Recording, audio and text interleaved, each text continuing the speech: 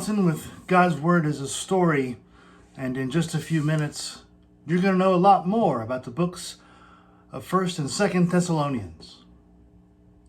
God's Word is a story, and stories matter. Stories are about relationships, they're personal, and that's why we study God's Word as a story. But first, the raw data. Both Thessalonian letters were written in the year 51 AD. They were both written from Corinth, and they also share common themes, namely encouragement, Jesus' return, and idleness, or a warning against idleness or laziness. And that'll do it for the raw data. And for you visual learners, we have a somewhat new segment we call appropriately Map Time. In about 50 AD, Paul spent about 3 weeks here in Thessalonica. Later in the journey, he ended up here for 18 months in Corinth. And it was in Corinth where he wrote back to his new friends in Thessalonica. And that's Map Time. And now it's time for the story of the Thessalonian letters. On Paul's second journey,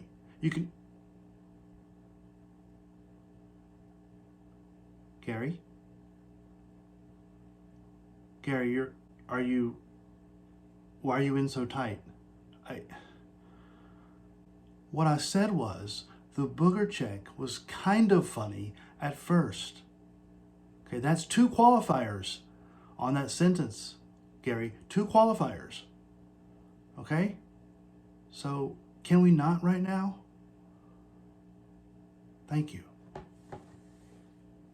You can read about Paul's visit to Thessalonica in Acts 17, 1 through 9. And there you'll find that he was in Thessalonica in about the year 50 and for about 3 weeks.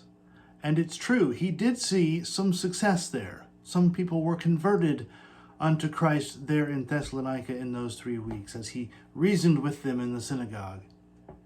It's also true that he caused such a disturbance, and this is not a rare thing for Paul, such a disturbance that he was run out of town, essentially by an angry mob.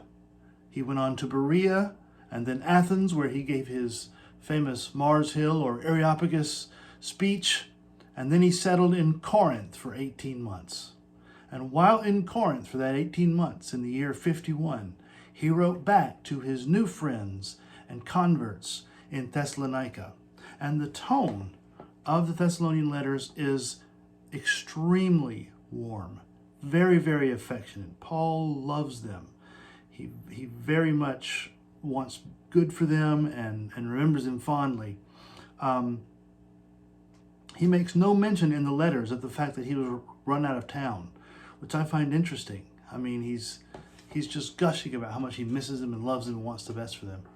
It's probably also true that since he was run out of town, he didn't get to teach them all that he had wanted to teach them. And so, part of the way the Thessalonian letters works is that he is clarifying some things that he hadn't clarified when he was with them. This also can be seen from the fact that he 3 times uses the phrase, now concerning. Now concerning is an ancient bullet point, and it looks like Paul is responding to a letter that the Thessalonians had sent to him. Now, we'll see this pattern even more in 1 Corinthians, but for now, know that it looks like Paul has an ongoing correspondence with the Thessalonians, and we only have these 2 pieces of it. We don't have what the Thessalonians hypothetically wrote to him. But he goes on in encouragement, telling them, keep doing what you're doing great. He also clarifies some things about Jesus' return, and he